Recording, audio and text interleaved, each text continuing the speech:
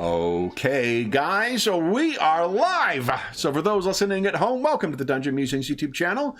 My name is Kevin Madison, and I'll be your friendly shop steward today because today we're carrying on with our ongoing campaign, playing fantasy, Paizo Publishing's outstanding fantasy RPG, Pathfinder 2nd Edition, remastered. And we are playing this in our custom setting of the Spires of Paridar, a setting of industrial progress, class disparity, and occult conspiracy. With me are the stars of the Spires of Paridar campaign. I'll go the order. I've got you guys on the screen here. Why don't you tell us who you are and who you're playing? First up, we've got Sean. Hey, I'm playing Golag, son of Doc. He is an orc witch detective. Very nice. Next up is James. I'm Sally Dumer, the monk detective and socialite. Very nice. Next up is Ingolf. Yeah, hi, I'm Ingolf. I'm playing Basil Rathbone, who's an Isoki investigator. Very nice. And last, but certainly not least, is Darren. Hello there, I am playing Dr. Adam Ersprung, who is a created flesh warp inventor, and currently without his sidekick Igor. It's always in the last place you look, so maybe start with that. You've lost him again? Yes, right. Sally has been... I go away for a week, and then a week. Igor disappears again. What's this? Igor 7, 8 next? We're only on 6. We're only on 6. So, I believe we have some catching up to do for our Ms. Dumer. So let me grab everybody and we'll head on over to... This is part 17 of the Guile of the Gaslight Man mystery. Are we level 8 or level 7? Use your level 8 ones. We might as well start using level 8. This is likely... Okay. This might be the last one. We're going to carry on as level 8 when we go into our next mystery. There's some pretty significant changes for Golag, so I was just trying to... was retraining and whatnot. Oh, so yeah. I wanted to make sure I was on the right character sheet. Well, you see, you know what you do then is just bake into your campaign that you have changed the entire world so that you don't have to come up with any kind of cockamamie explanation for why the characters are different at the table than they were the last time we played. Yeah. So. Yep. So, guys, last Sally, I believe, was here. The last thing she remembers is the confrontation in the start of the confrontation in the warehouse with Miss where is she here? Gwendolyn Fellows. Yes, Miss Fallows. Yeah. So, but Sally actually does remember that. So, The start. Sally we are talking to Yep. was there. So she's not. Yeah. Okay. Yes. So, yeah. Invisible dogs. I remember that. Yes. Yeah. It was a good time to be away. I mean, if you're a dog lover, Right. Yeah. So what happened there, guys? I have some visual aids to assist with that. Let's see. There's that. There's that. Well, that was, it was quite a long combat and fight with Miss Fallows and her various minions, dogs and hooded followers. And later on, what were the last creatures that we fought? Like ghostly... Can't remember what they were. Once we'd beaten off the hooded characters and the dogs, she sort of teleported us, or we thought she'd teleported us to like a different dimension or something, because we were no longer in the warehouse. Yeah. And again, she summoned some more assistance, but we finally managed to defeat her and do enough damage that she retreated. I think Golag was the only one standing at that point, but yeah, she retreated away. Was it Golag? Oh no, it was Basil. Yeah, it was me, Yeah. but That's- I'd fend Yeah. her off, but nevertheless. My memory is struggling. 'Cause I was Yeah, on no, but at the time. maybe I've told you that Golag was the one. You know, these tales change. You know, Golag. made Yeah, a change that tale and in the, it's bar better at if the next- Golag believes he was the one. So let's Yeah. keep it this way. Yeah, It's all about the annual review. It's all about the annual review. I went down early in round 3 or whatever we were on. So Yeah, I can tell you the whole like partner taking credit for what the associate did thing is hitting a little too close to day job home here. So Right. and that's where Igor met his maker once again. So finally, as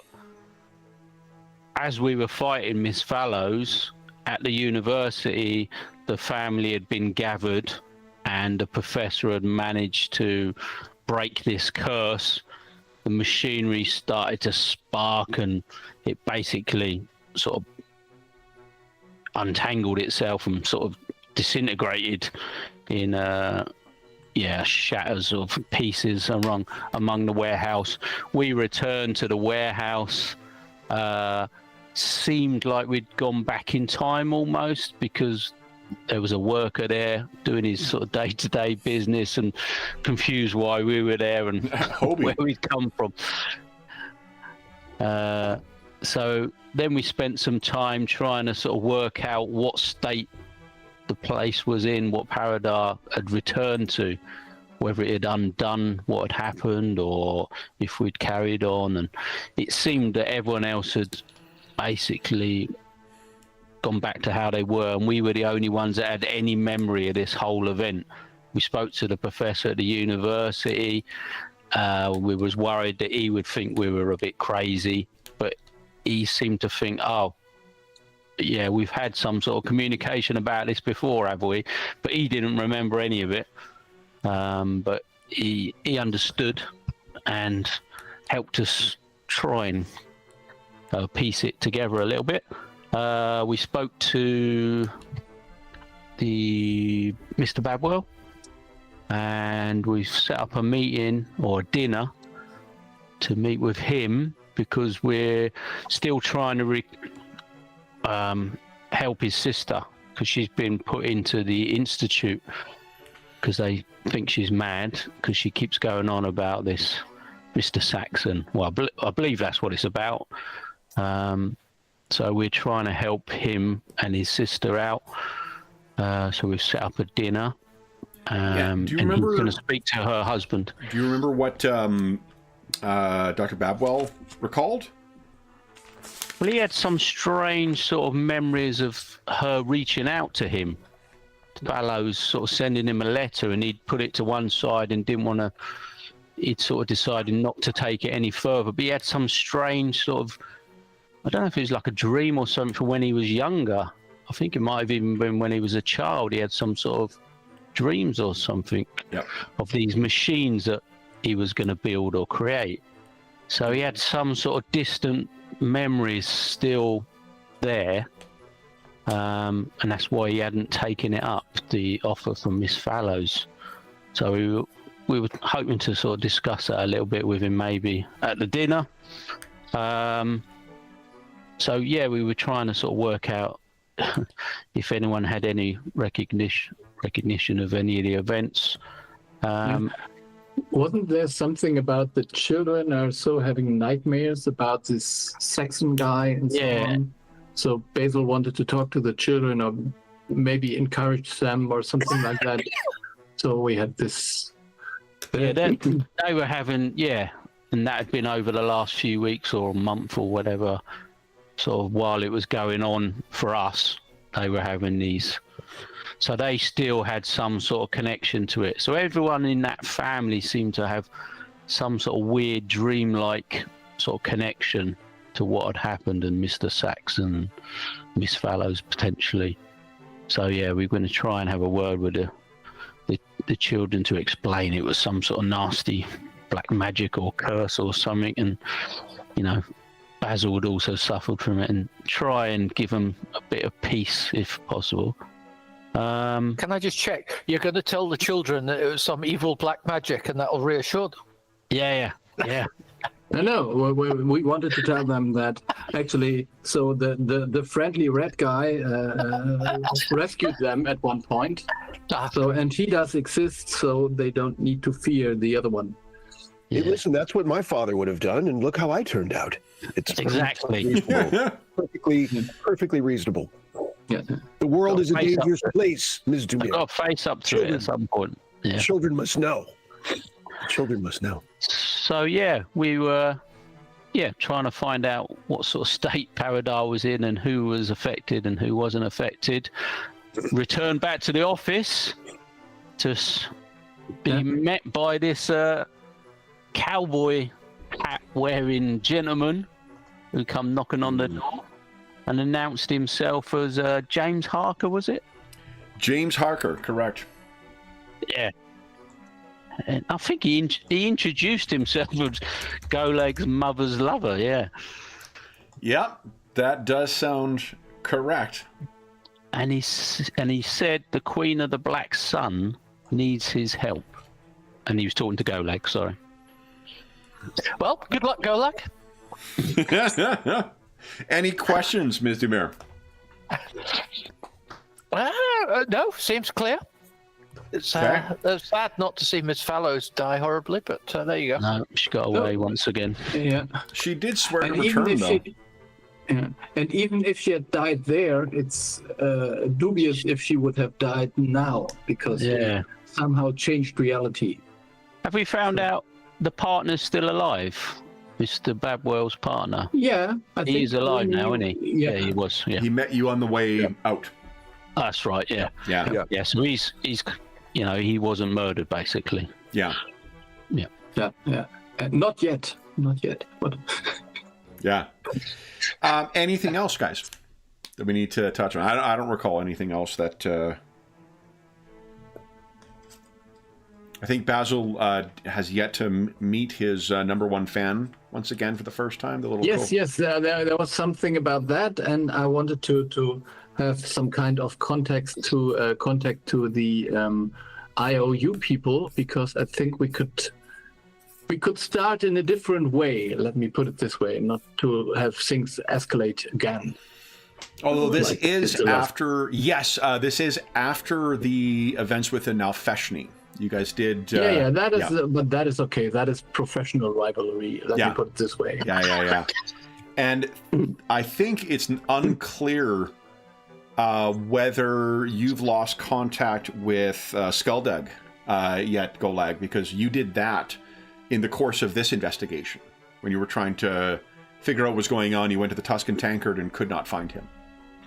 Back before, you mean? Yeah, before things were rewritten. Where we open is with, I think perhaps Sally, tell me if I've got this wrong, James, may let out a little bit of a laugh to announce her presence here as well when James Harker announces to Golag in the study that he is his mother's lover. Oh, yes. Okay. Oh, forgive me, ma'am, I did not see you there. And he puts his hat on and he doffs it and then takes it off once again. Sylvan comes in with drinks for everyone. Golag, you seem to have been rendered speechless. Almost a month since we last heard from you. A month of speechlessness. Yes. Why don't we get things rolling, as we should with any good session, with a perception roll from Golag. Actually, and everyone can give us a perception roll, too, if you like. Yeah. Let's live large, guys. You're 2 minutes off from your next hero point, so get those nat ones out of the way now. You guys are a whopping level 8 now. So just as a reminder, there's that nat one. Come, I'm using a hero point to reroll. I'm giggling too much at the idea of Golag, his mother, and the hard rider who just rode in. Yep. It is a DC 24 is an average difficulty class for level 8. Yeah. Okay. So we've got... Maybe I should just signal to Sylvan to bring more drinks or just more high spirits or something like that. He gives you the look of like way ahead of you. So, as a refresher, Golag's never spoken about his mother, and there's no pictures of her around the house. All we've ever heard about is the son of Dak, or the son of Dak. I should put the emphasis on the second half of that. He's never spoken about her. So, this is, let's see here, we've got a 24,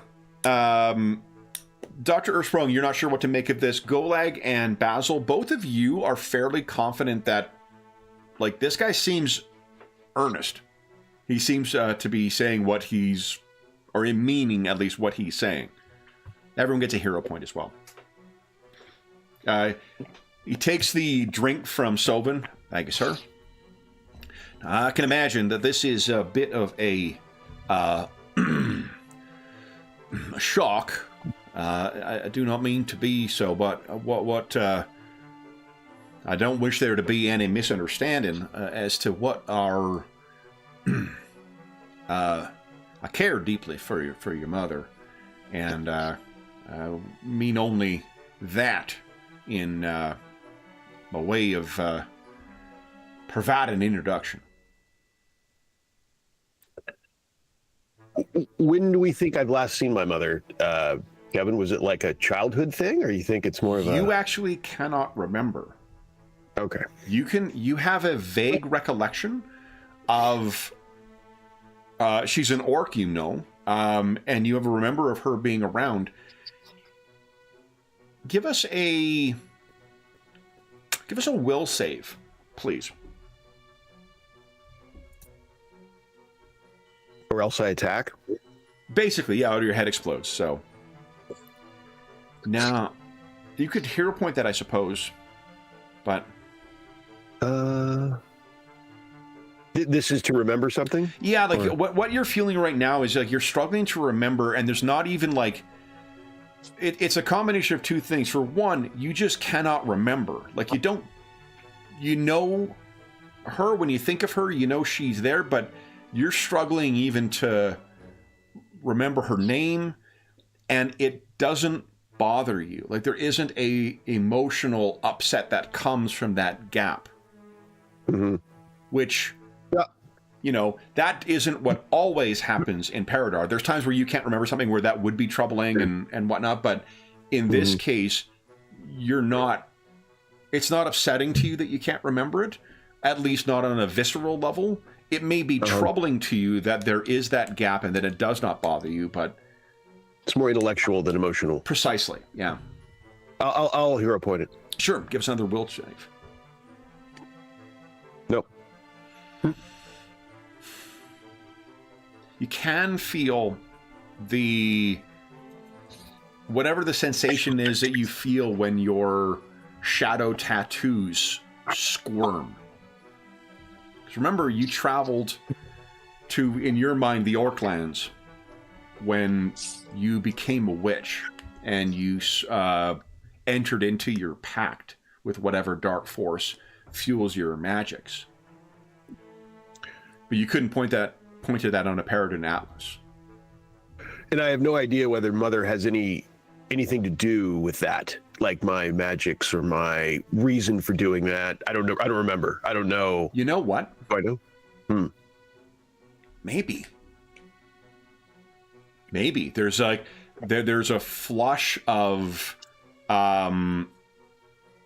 pleasure in your shadow's essence that is deeply connected to you when you make that connection. Maybe. I've never heard of the Queen of the Black Sun, right? No, and actually, he said, I misspoke, it's the Veiled Sun. Is what he had said. Queen of the Veiled Sun, not Black Sun. Not Black Sun, no. Okay. Okay. But the name, Karaz, is what he mentions. And, again, we all went to high school with the Karaz, but, if they were spelled with C, I had a nickel. The name fits. It is an orcish name. And that sounds right to you, but of course, if you cannot recall the last time you saw her, it likely was as a child, and children typically don't call their parents by their first names anyway, so the connection there would not necessarily be there. Does Basil ask that? Yeah, maybe he doesn't intend to ask it out loud, but then he does, maybe. So what does he say? So, so you are a prince, Your Highness? James turns around and says, or Mr. Harker turns, and it doesn't quite work that way in the Veiled Lands, but it could. I can see you gestures at your, like, whatever part of your skin is exposed here, maybe your cheek or your hands. I see you've got the markings of a Shadowbinder. So that's on the route to being king or prince or whatever you deem to call yourself. Have I ever heard the term Shadowbinder? Is that a familiar term? You think you may have come across something like that in the Umbronomicon that you received from the Elder Order of the Endless Odyssey? So would you say that Golag doesn't remember well his development into a witch, and this doesn't fit? Or would you say more that he's a little sketchy in how he became a witch?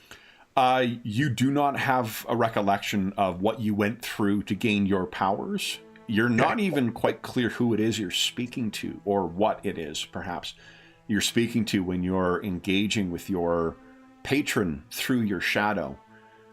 But a Shadowbinder does sound right. Mr. Harker, so how were you in the picture when I became a witch?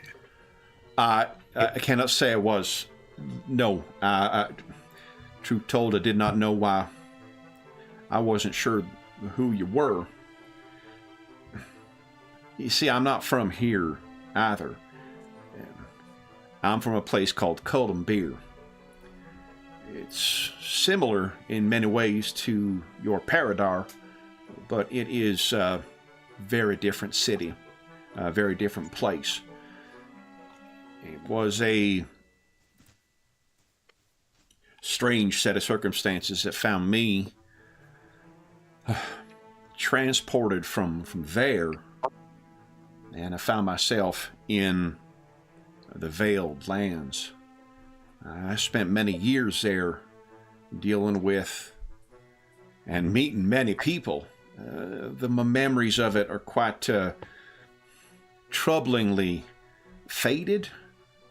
It's like trying to, look at something through a dirty window where you can't quite see what's going on, but you got an impression of it.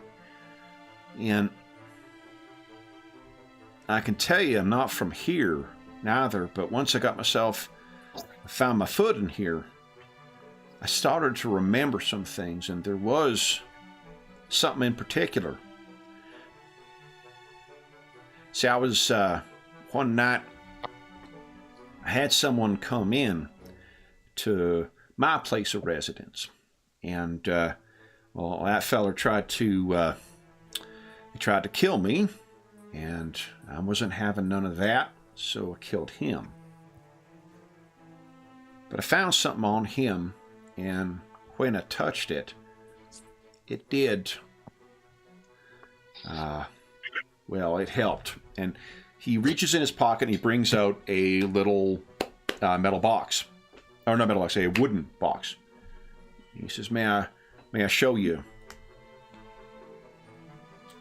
Sure. So he goes over to a counter, he opens it up, and within there is a folded piece of fabric, like a kerchief. He carefully takes it out, places it down, and he unfolds it. And what you can see in there is it looks like just shattered pieces of black glass.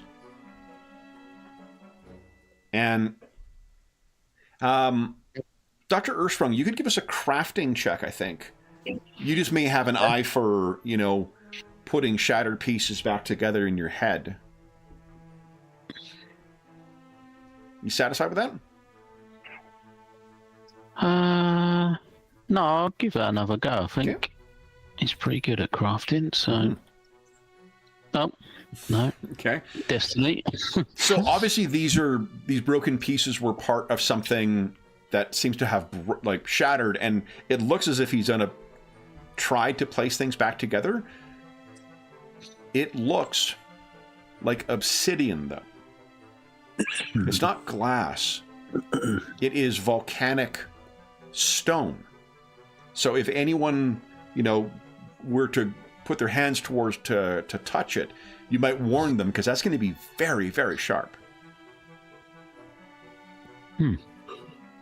Yeah, I'll explain what I think it's made out of. And I mean, I have got repair skills, but can I fathom what it actually was? Like what it was?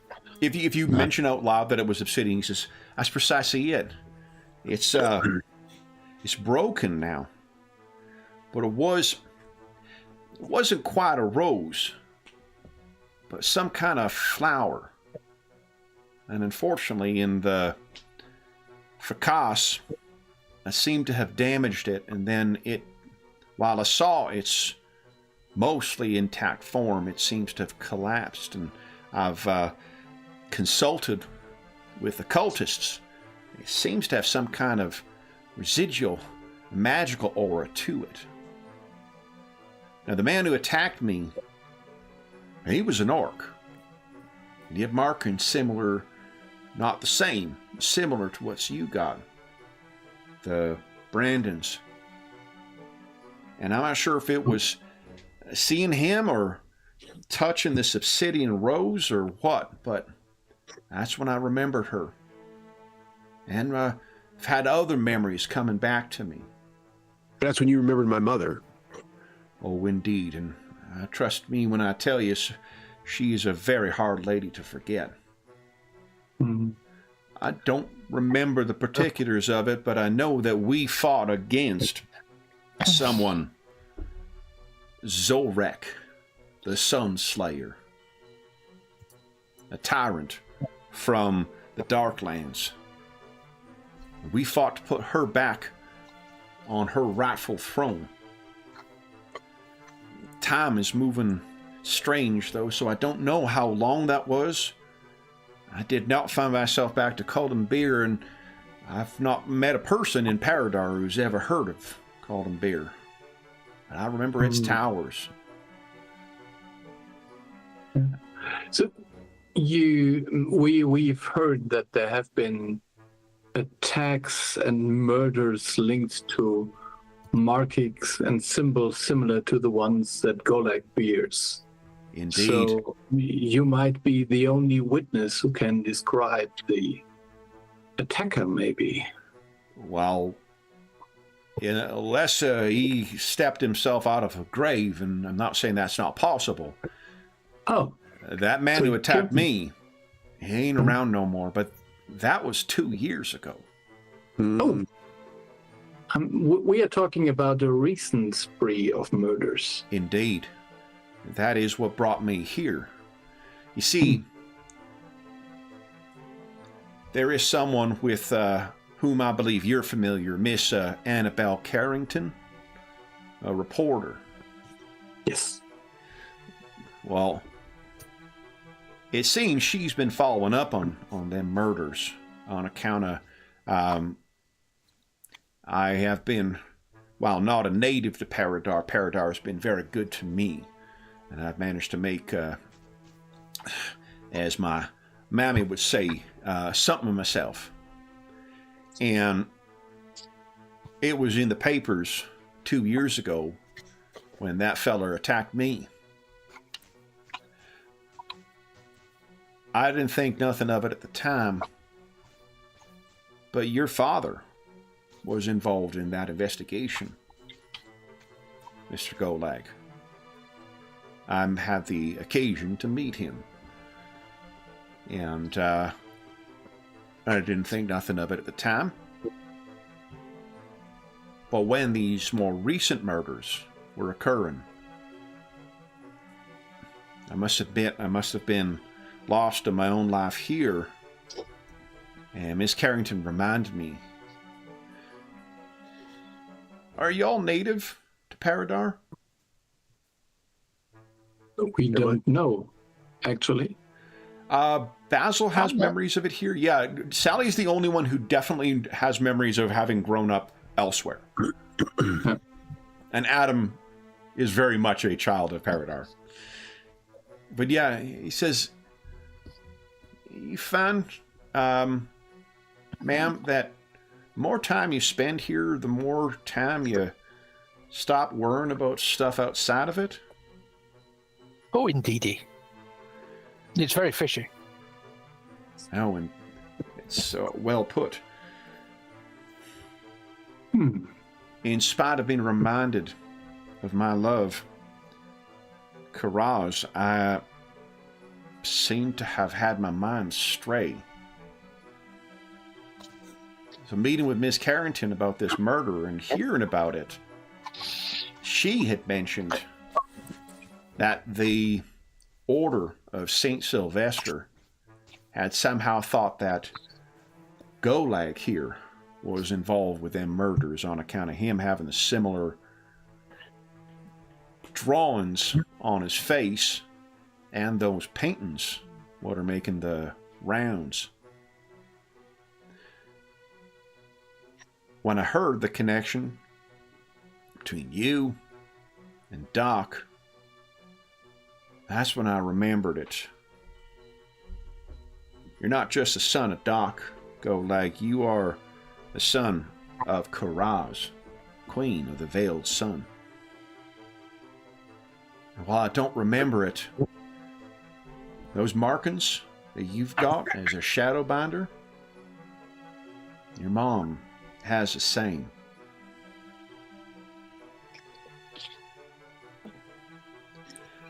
And that's when I decided to seek you out. I think, and he gestures at the thing, what I've been told, this is relating to some kind of transportation or way of moving between worlds. I expect this was intended to be that feller's ticket back to the Veiled Lands. And I must confess, it was something similar what brought me from Cullen Beer into the Veiled Lands in the first place. You know them towers? The spires, you call them. You got here? There's something similar in the Veiled Lands, too. Only they're made out of that black glass. What do you make of that? Do I recall anything of obsidian in my travels or anything? No, as far as you know, the spires that are found around Paridar are utterly unique. You may remember they seem to be indestructible. They seem inscrutable, unable to be scanned or whatnot, until most recently where there was that broken one that you found near the Poverty Pond. But they seem to be older than the city because the city grew around them more. Definitely. Yeah. There was even a spire out in Dag on the Sea as well. Yeah. And all of those are identical. White stone, Yeah. And I don't remember how I got to the Veiled Lands, right? So, I'd say from our perspective, these spires are somehow connected to, I don't know, way signs or something between different realms. Seems like they either establish a border or do some kind of transportation between the realms. We couldn't figure it out. Like a gateway. Yes, maybe, or even just closing the city for outer influence, because when we found one of the spires that was broken, there was the other rams were closer. And that's why I wonder if I don't remember the circumstances of me leaving the Veiled Lands. And trust me when I tell you, I would not have left. We fought a war with the Sunslayer in order to put your mother back on the throne of Zashun, the eldest citadel. There were many folk that died and bled in order to achieve that, and I think it was a trick, a deception by Zorek that sent me cascading back. And if they intended to send me home, I wonder if that damaged Spire had some reason for me finding myself here as opposed to back in Coalpunk.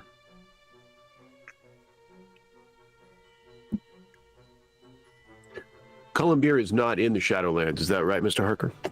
Most definitely is not. I think you'd find much similar to what we got here. Our buildings are a mite higher. Our skies full of zeppelins. And we see a lot more sun than what you folks see here. But the same spirit, I think. Commerce and industry, innovation, all of that. It reminds me of Coalpunk. So, 2 years ago, you were attacked by someone from the Shadowlands, right? Not from the Shadowlands are but one part of the Veiled Lands. Veiled Lands. And my father was involved in the investigation after you dispatched him, right? Well, that's a curious thing. I dealt with this constabulary, and I thought that just on account of me being a man of means, they may have retained something extra special on account of bringing the Paridar Detective Agency in. But in retrospect, I think he may have inserted himself, into the investigation. I certainly did not retain him, nor did I pay any invoice for it, but I know that he was quite curious of what had happened. If I paid it any mind, I suppose I might have thought an orc as prominent as that of your daddy may not want it known that some other orc tried to kill some other man of means. I apologize for thinking so simply and not crediting your dad for potentially knowing more. What was the result of his inquiry? I never found. They chalked it up to some random burglary. I knew that was not the case, but truth told, my mind just got occupied by other things. And I tried with what I could to investigate, learn more about what might be happening. But there's a lot of places what might know stuff that don't want to share things with a foreigner like myself, even with my money. In college, I saw very little assistance. The Order of St. Sylvester, I would have thought that this type of thing would have been of interest to them, but did not get any further with them. Did you talk to them? Well, I had, in the course of my investigations, their name came up, of course. But did you actually talk to one of them? There was, what's his name?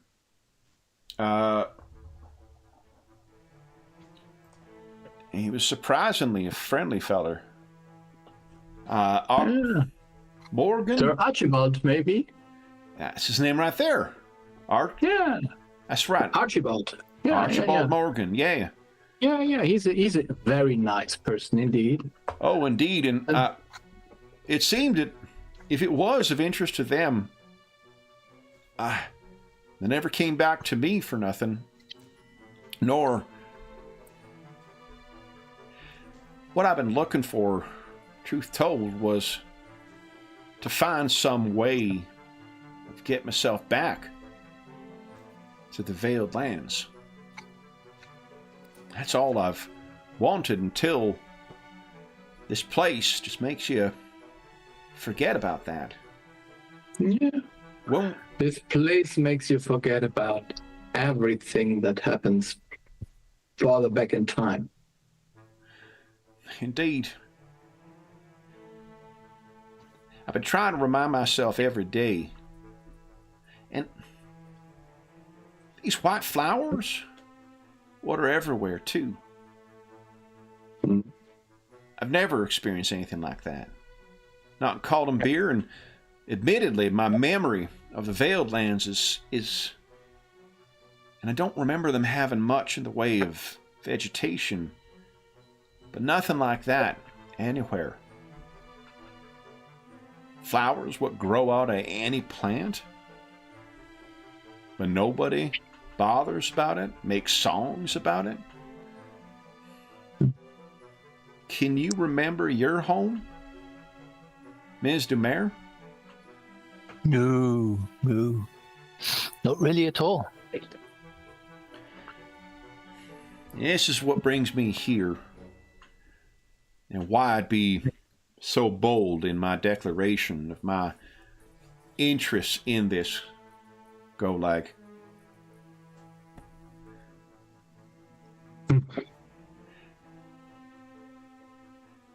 You shouldn't talk too much about the flowers. That's only a suggestion, but maybe one that one should heed.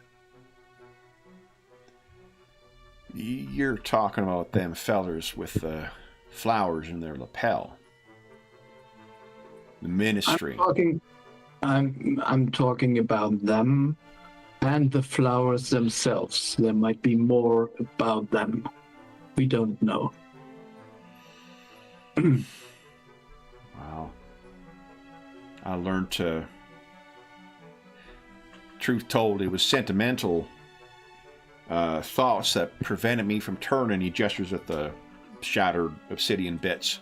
This over to either the constabulary or to the any of the folks I spoke to. But once I saw them fellers from the ministry snooping around and asking after me, I learned to stop asking questions too overtly. And truth told, that's what led me to forget. And then Miss Carrington came to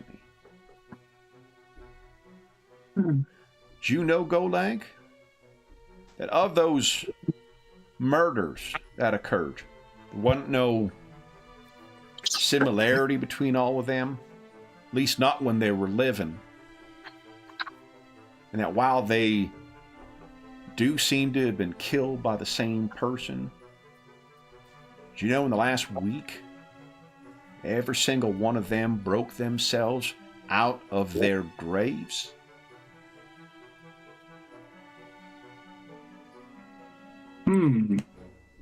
How many are we talking?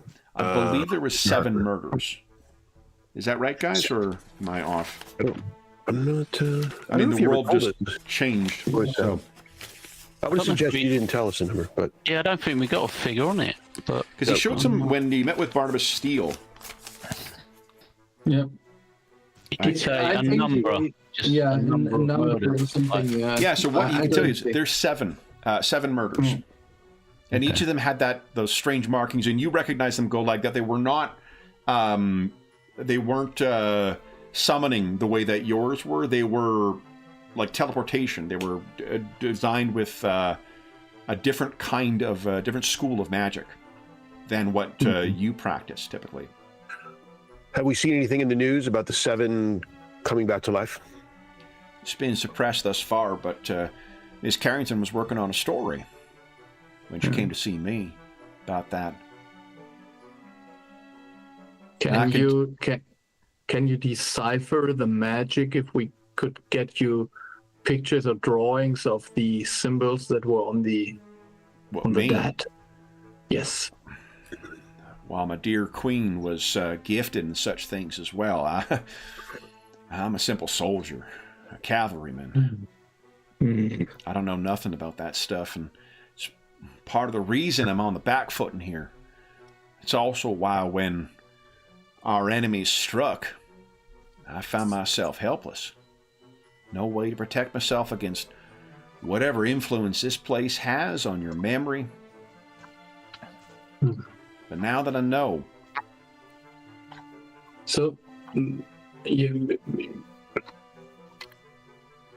it might be that the people were not murdered because one wanted to get rid of them, but instead wanted to, let's say, in lack of a better word, to recruit them as undead for some other purpose. I know that I have memories of facing the Walking Dead with shadow binding markings on them. And you guys all would recall a lot of what Golag summons is all undead shit. Yes. So there is this association with shadow magic. With the protest of referring to it as undead shit, Golag would never abide this careless. Let's be clear here. It is undead treasures. So there we go. Okay. It's closer. But yeah, it could speak to the queen, gifted as she was in those magics, as you seem to be as her son, Golag. She was not the only one. Zorek, the Sun Slayer himself, was a gifted binder, and indeed claims to be the one what veiled the sun. He claims to have veiled the sun in the veiled lands. Indeed. So, is it our understanding, hearing that they all rose from the dead, that these 7 were indeed murders? So they did not condone their own, a strange question perhaps, but given the strange subject, that they did not condone their own killings. Give us a occultism roll. You're trying to remember, because I think you did see the markings later, although I think that was at a meeting. I saw one of the bodies and took some drawings, I believe. Right. So show Golag. Yeah. So give us a occultism check, and Dr. Earthsprung, you can assist with that if you like. Ooh. Everyone gets a hero point, by the way. Nat 1. So Golag fires back. Fools! I am Zorek. Yeah, that would be cool, actually. I mean, I veiled the sun for Pete's sake. For goodness gracious. Golag, would you like to hero point that sucker? Yeah. Okay. I'll try and assist as well. Okay. Oh, wow. I can re-roll that though. Yeah, you can. Yeah, that's true. Yes, try that. Not much better. No, but 20 gives you +1. Remember, the aid and other is a 15 now. So that gives... Is it +1 or +2? Hold on. +1. I think it's +2 for a crit, is it? Or... Right. Okay. Only if you have the next level after master, then you get a +2, and then a +3. No, I think +2 is a crit, and then it goes like up to +3, +4, right? Yeah, but it depends on what your skill level is. Yes. So, yeah, I'm only trained, so. Yeah. +2 on a crit, and then +3 on a crit with master, +4 on a crit with legendary. So that's a total of 22. You don't remember there being anything necromantic in those carvings, but like the bodies were pretty horribly disfigured. You look at your tattoos in your flesh. Imagine what that does to an individual. What you saw did not, correspond with the same kind of magic that you use, and there wasn't anything necromantic in it, but who's to say whether there was something else that was concealed or something else done?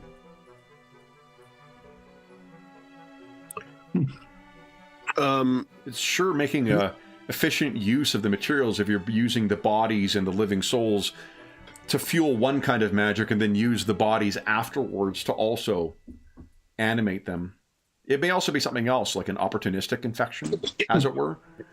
The nature of the way these things died and their occult markings, because it was intending to open a portal somewhere, perhaps it just left them prone to being possessed by something. In which case, pretty convenient that all of them seem to occur within the same, evening. What is your opinion on why you were attacked, Mr. Harker? I think to weaken the Queen's position. It was a hard-fought war to place her back at the Eldest Citadel. And I don't mean to flatter myself, but I played no small part in putting her back on her rightful throne and toppling the tyrant of the Shadowlands. But I don't have a clear recollection of what happened. You don't have a clear recollection of the attack? I do not. I suspect I either got bushwhacked or the process of casting me out of the Veiled Lands left me addlepated, or perhaps it's just this place leeches away your memories. I wish I could recall. And I wish I knew what had happened in my absence. You feel that was an assassin sent by the Zorek? Oh, I have no doubt. Just as I have no doubt that who attacked me was the same. Though I don't know why spiteful they may be. The fact that Zorek's agents are still active across the realms, I don't understand why they would have come after me. I had scant nothing when I found myself here. And then to see them agents back here again.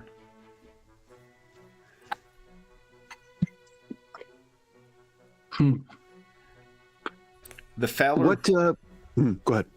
The Fowler, has been... Whatever person has come through now and is killing these folks, they're here for a reason as well. And I can assure you, your mother would have nothing to do with them murders just to be able to talk back. She wouldn't spare a single laugh, even if it would bring me back. I've no doubt it must be the Sunslayer what sends them over here. This all seems to be coming as a surprise to you. I take it that you've not been approached by this orc, this agent of Zorek. That's correct. So I suppose that either means... Well, we don't know, actually. Oh? Maybe. Well, we haven't knowingly been approached. How about that? Yes. Yes. If someone's in disguise, misrepresenting themselves, always a possibility. But I take it you've got no recollection, clearly recollection of your mother? I do not. You don't recall any keepsakes, anything special, anything, and he gestures at the shattered flakes of obsidian. Anything made out of this stone? Do I, Kevin? Not at all. Not that I remember. And what about your dad? Has he ever spoken to Mother? Not that you remember. That I remember? No. And that's not even a matter of, like, you blocked it out. Like, he doesn't talk about her, but your dad tends to not talk about stuff that upset him.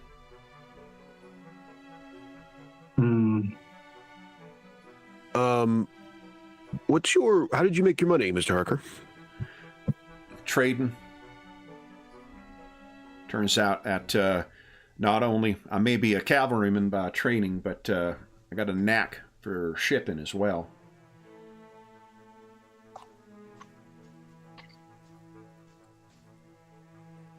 When did the Ministry of Security came snooping around? At what point was that? That was right after your attack? That's about 2 years ago, indeed. After my attack, while I was conducting my inquiries, after I met with Sir Archibald, but when I found them asking after my... They were asking a lot of questions that had certain implications, and it would have put me in a precarious position had I openly been pursuing them further. So I elected for more clandestine approaches, and then my mind just wandered on account of having to adopt in such a strategy. But when I spoke to your Miss Carrington, she said she was friends, or friendly at least, with you folks, and having read her articles on you, I can see why she speaks glowingly of you and your organization.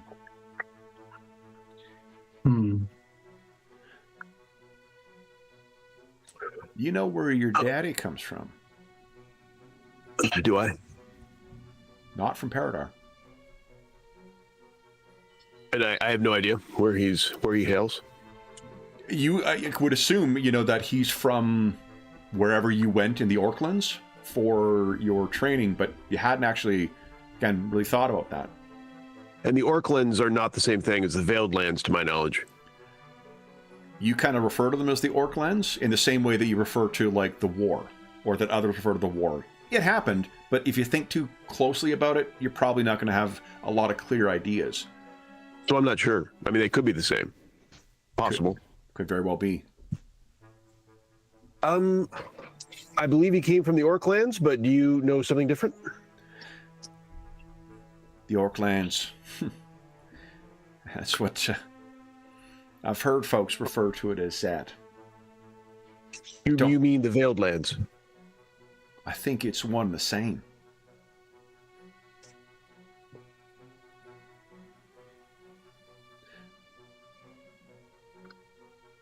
Do you know, I've not had our conversation was going to be an awkward one, obviously, on account of my relationship with Karaz. You could imagine it would be an even more awkward one with your father.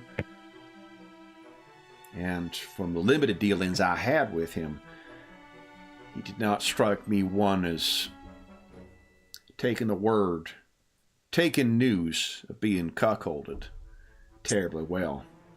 Mind you, I did not understand they were together at one point. I think I entered the picture after you and your father and your mother had parted ways, or worlds, as it were. I never heard word of him until after I came here, and I did not put it together who you were until I spoke to Miss Carrington. Your name, I remember. Your mother spoke of it. I thought you were dead. I think your mother thought you were dead. When you were in the Veiled Lands, that was your belief, you mean? I believe so, yes. Do you have any reason to believe that her understanding is different now? On account of that fog that drifts over the memory, my last recollection of your mother was us in her chamber, the royal apartments in Zashun. And then I was attacked and found myself here. I have been here now for 15 years. And of those years, it was only 2 years ago that I remembered where I came from and who I had left behind. And then that was stolen from me as well. And it was only 2 days ago Miss Carrington came to me about these orc grave disturbances. She suggested I seek you out and speak candidly with what I remember before I forget it again, in the hope that perhaps together we may find some way of, if not returning to your mother, at least learning of her fate. Have you considered recording on paper what you recall now? And have you experienced? Do you have experience with the effectiveness of that? The way this place works, I could not tell you whether it did adopt those stratagems or not. I can tell you, I have never loved anyone or anything like I love your mother. I do like my dog quite a bit too. I cannot contemplate forgetting her. And yet, I have been reminding myself every morning her name engraved. And he pulls out something that looks like it's a little, it might have been like a paperweight or something like that. It's wood. And you can see he has carved Karaz, her name, into the wood, and he keeps it on him. I keep this in my pocket. I keep this by my bedstand. This has worked so far.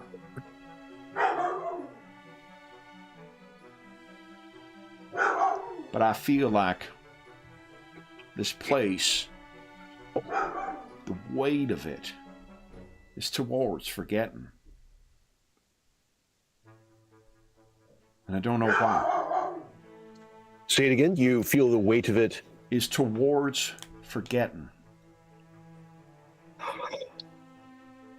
He looks over at you, Sally. Do you not feel that, ma'am? I'm supposed to be going back, but I never quite remember to. Indeed.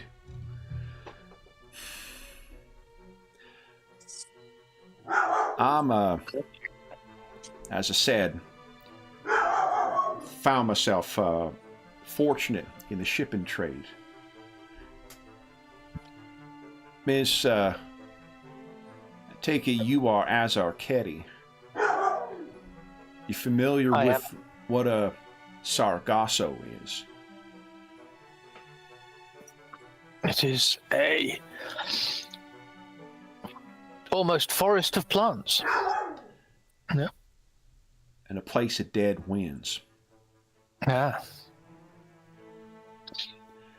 It's a place we fear for shipping on account of you got no control over when or where it picks up again. This place, whatever it is, it's like a Sargasso. Find yourself here, and you got no impetus. Get yourself out.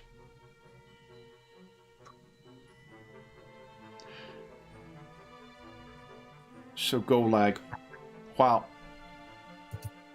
if you don't have nothing from your mother, do you think your father might?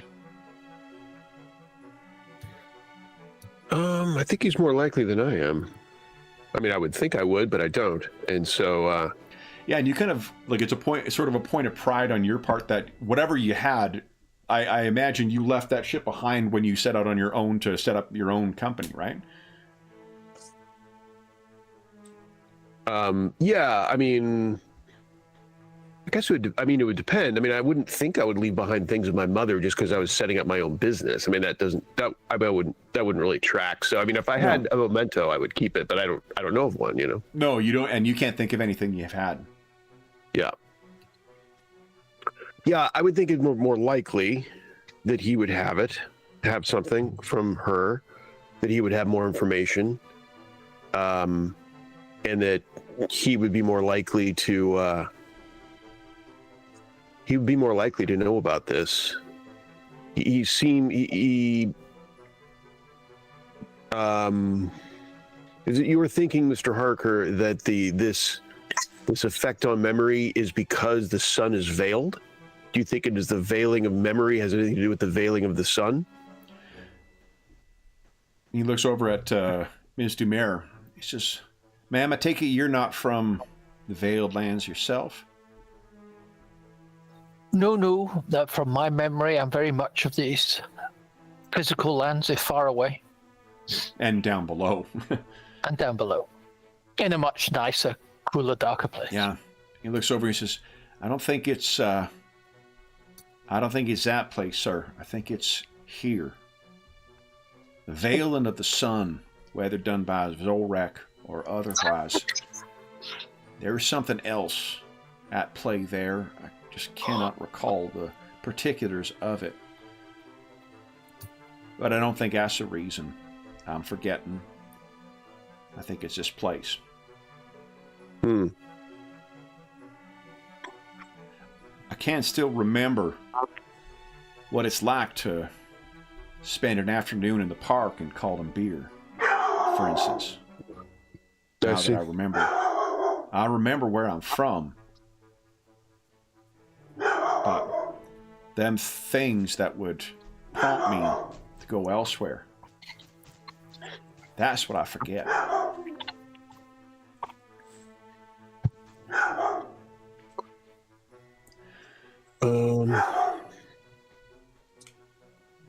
Your last contact with my father was soon after your attack 2 years ago?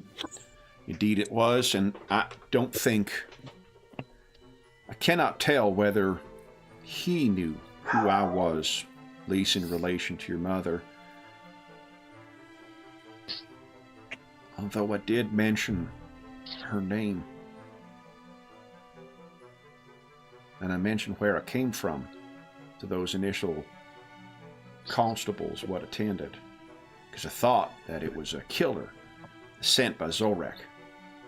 Mm-hmm. And did you ever hear what the constable's determination was? They said he was simply a burglar. Now, having seen what Miss Carrington has uncovered, I think there is much more afoot here. They're trying something, or they did, 2 years ago, and they seem to be trying something again here now. I've not seen hide nor hair of whoever it is that Zolrek has sent. But this is more extensive than when I last encountered someone from the Veiled Lands. I can't tell you. The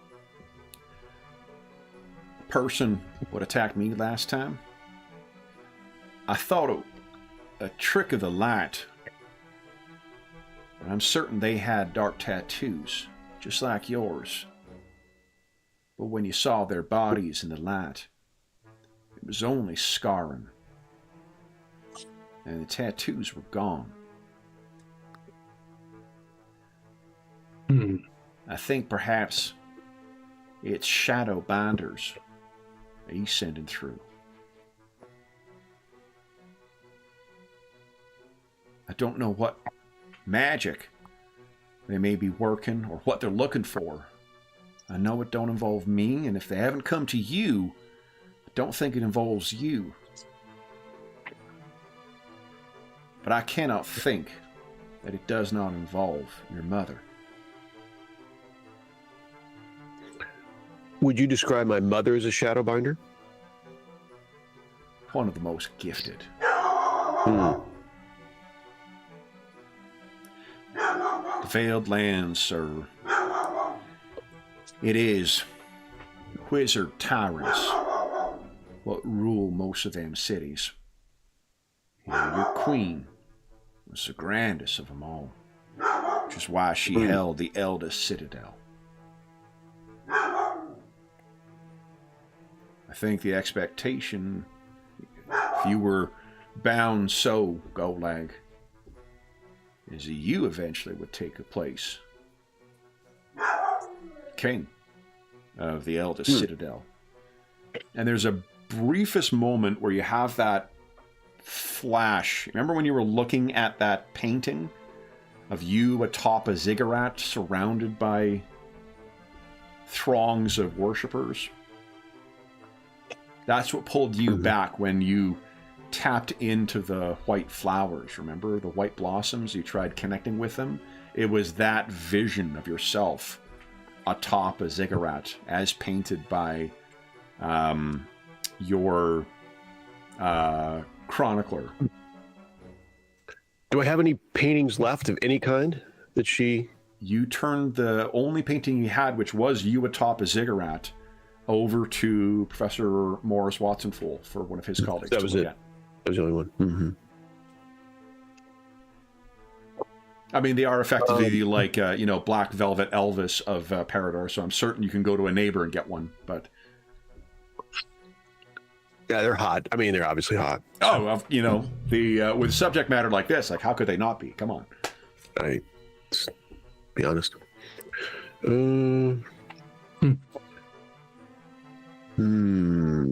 What is, what is your intent beyond this, Mr. Harker? What is, where do you go from here? Funny you phrase it that way. Where I want to go is back to your mother's side. I don't know what's happened to her in the past 15 years, but now that I've remembered her, I am determined to not forget again and to find my way back to her as I should have been all those years ago. I hope that you would wish to do the same.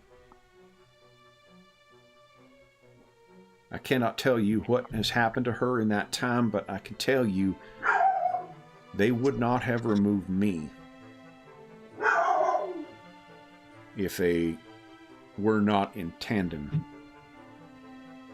to do something ill to her. If they were not.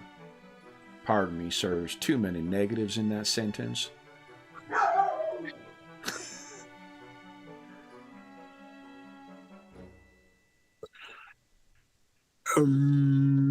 What do you wish to do? Well, probably have a conversation with my father about it. I expect that would be easier if I'm not there then. At least initially, to be certain. Probably a conversation with Archibald, Sir Archibald. Perhaps of what he knows of the situation. You remember that Sir Archibald is missing. Okay, no, didn't remember. I'm not sure he knew. Morris Watsonful told Basil, I think, when he dropped off the painting. He was asking if you'd seen Archie lately. There's been a lot going on in the weeks with our Illuminators. So then I would say, go like. It seems like Sir Archibald is missing, or has He's gone. officially missing? Like been like reported missing, Yes. kind of? Yeah, his friend does not even know where he is. Yeah. So we are not sure how the situation is now, and I wink a little bit. But You do It know that there seems like- was another member of the Order of St. Sylvester who has been investigating this.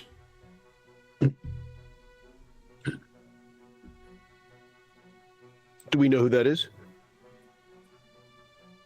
yeah, so there is your special friend, Sir Barnabas Steele. Sir Barnabas Steele. Yeah. And he's the one that suspected me, right? Yes. Can't blame her. Yeah, and you remember that we wanted to do something to make him fond of us, but somehow we ended up not doing this. You remember that? Yeah, you guys had done a fair bit to get him on your, get yourselves in his good books. Unfortunately, that was in another reality. Why don't we do this, guys? We're well past the time to take our mid-session break right now, refresh our beverages, and then we'll come back and see if you have any further questions for Mr. Harker. Okay? We'll be back for those listening at home in about 5 minutes.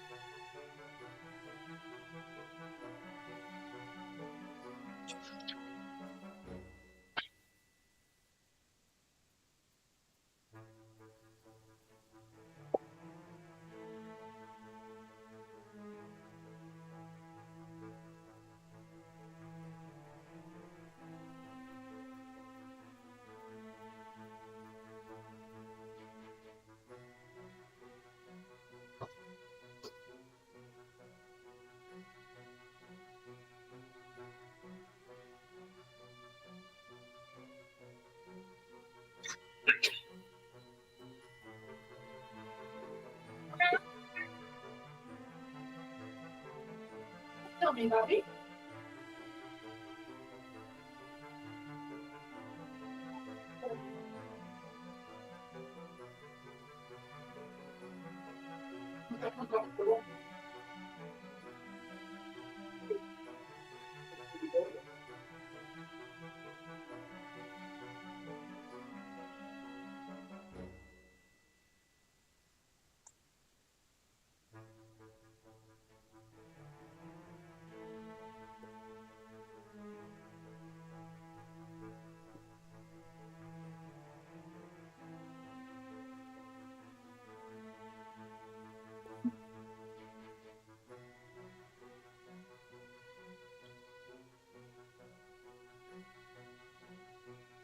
Eat some more food.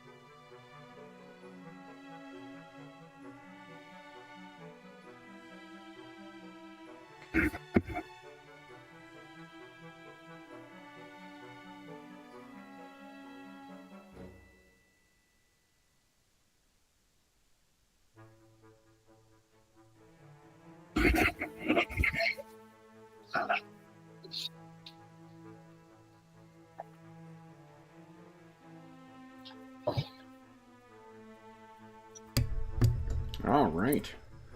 Hey, everybody at home. Hope you guys are having a terrific start to your weekend. Or start to your weekend. It's a fucking Sunday. Hope you've had a great weekend thus far.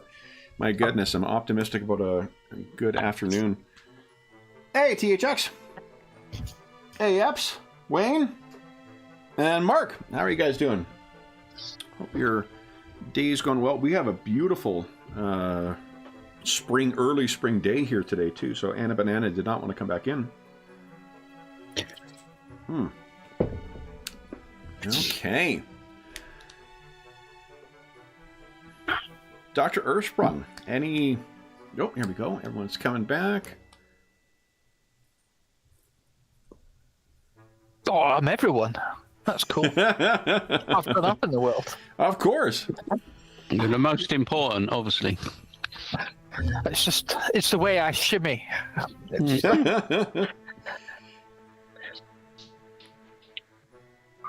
You're always here when there's no fighting to be done. That's what we were commenting on.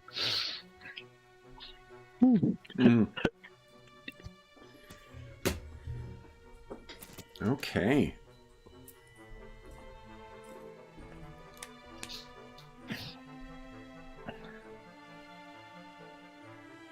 It's one of the sayings said there are old monks and there are bold monks, but there are no old bold monks. That is very true. So, let's wait for Guile to get back, because then we'll dive in. What is the rest? I guess you guys have had it while Guile has been talking to Mr. Harker. You guys may have had a chance to kind of whisper to one another. What do you guys make of all this information? I'm a bit confused what this Veiled Lands is. You know, it's almost like he's come through some sort of portal or something. It's not a place I've heard of, I assume. Nope. So that's quite mysterious. I was trying to think if, because I went to the morgue and had a look at one or two of these bodies with the markings. I wondered if had I drawn any conclusion to like why those 7 people had been killed. Was there any sort of noticeable reason? The thought was they were opportunistic kills. Yeah, so they didn't all have the same job or the same family or connected sort of family or... No. Yeah. If you ask Mr. Harker, that's what he says. Miss Carrington was saying as well, too. That no one made any... Apart from them all being killed by the same people, the thing that seemed to connect them was that all of their bodies got up out of their graves. So they'd actually dug their way out, it looked like, rather than they'd been dug up and bodies taken. Yeah. No, very mysterious to Adam. Certainly, the connection between them would be one of the key nexus of the puzzle. So what Mr. Harker then says is, I've put a great deal of information on you at this point, sir. Now, unless you... my intent is certainly not to upset you, and my apologies, I hope you will accept if I did.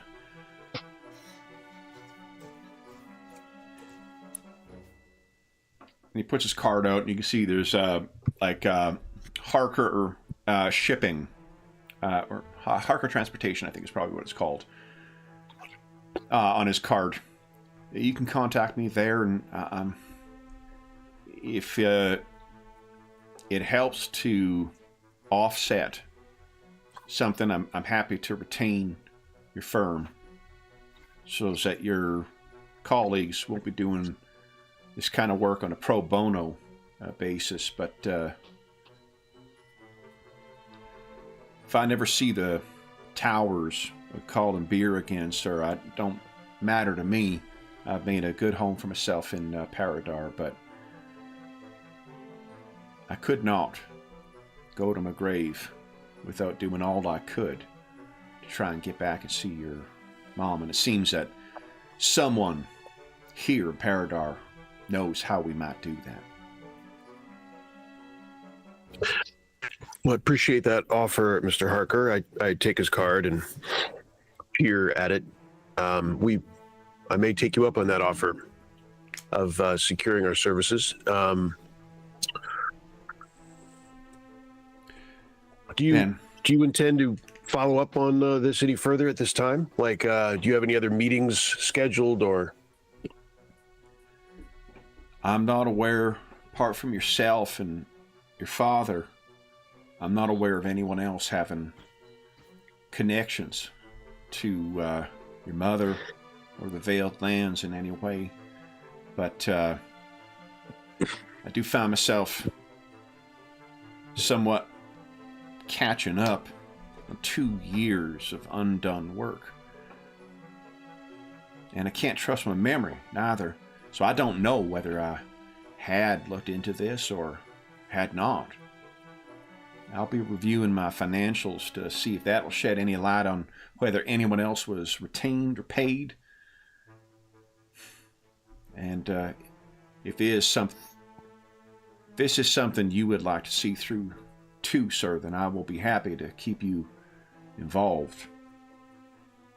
Yes, please do. Please inform me of anything else that occurs to this regard.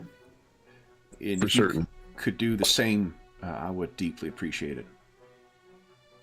Well, indeed.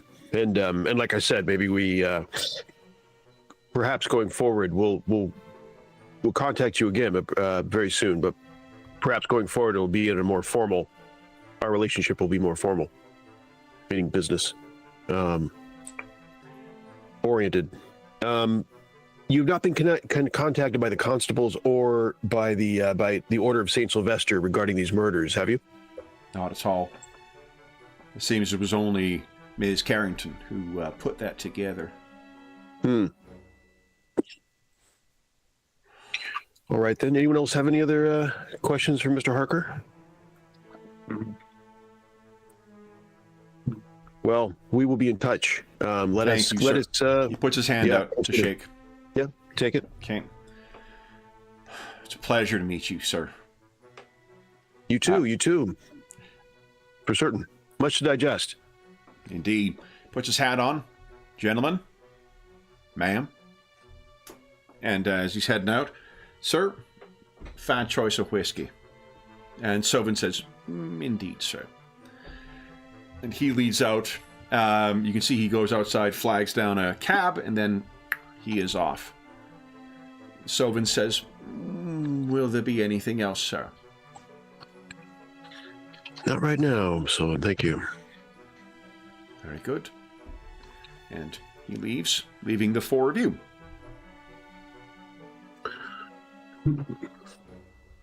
Well,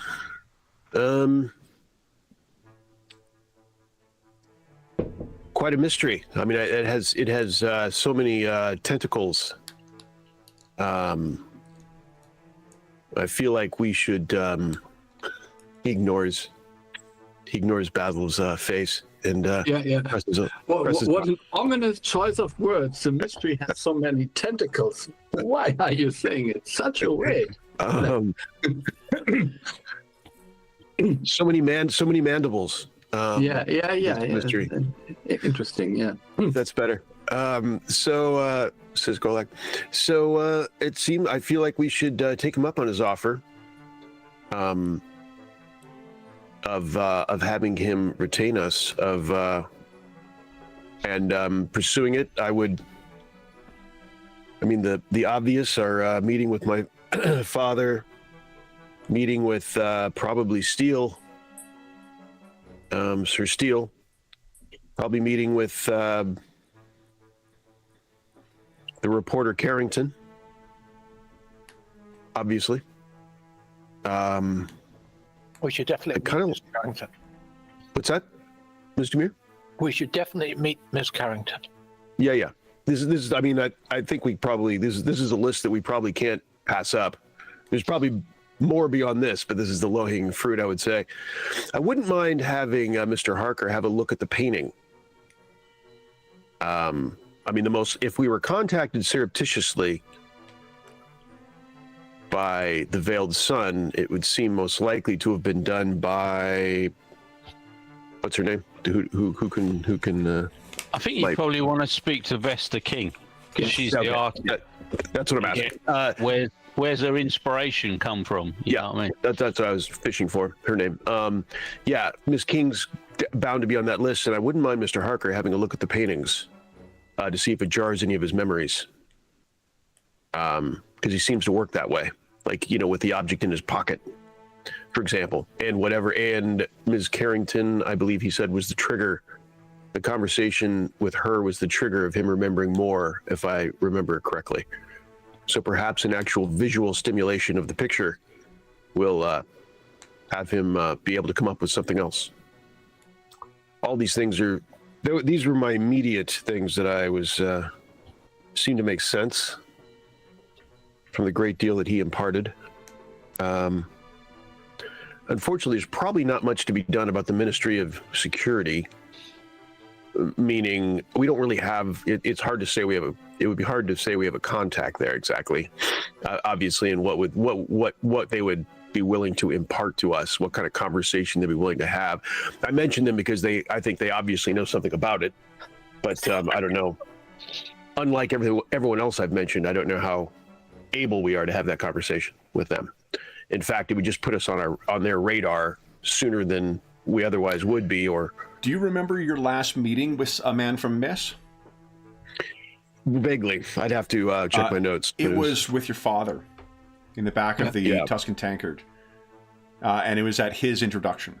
And I think he warned you off from working for them. This was in relation to that priest who has summoned the Brimarak, or been possessed by the Brimarak or whatever. And he begged me having anything to do with them? Yeah. And I think you guys ignored that, and you did stop the Brimarak and prevented whatever they were doing.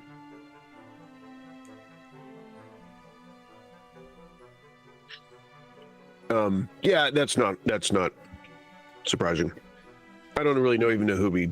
I mean, that's probably the worst. I mean, it'd be great. And they're probably one of the more knowledgeable, but the least likely we're to be able to interact with. So everyone else is much better. I mean, I would think we'd have to be stoned. We'd have to be stopped to go to the MOS about it. We'd want to exhaust everything else. I would imagine, even to improve that meeting, much less enable it or much less justify it. So I think at that point I would just reach out to Adam. You think he's feeling well? I always worry about his health, especially recently. Yeah. Do I hear this? What is? Yeah. I think it is meant for you to hear this. So. I say, you speak of my father. No, I think we are speaking of you. Golak, kind of health? Now What was it's your not question? the time for jokes, Sally. Golag, are you okay? Since your experience with the white blossoms and these paintings, I am slightly concerned that your health has been affected. Let's put it that way. Well, I think that in as much as if there's any truth to that, then this is good news.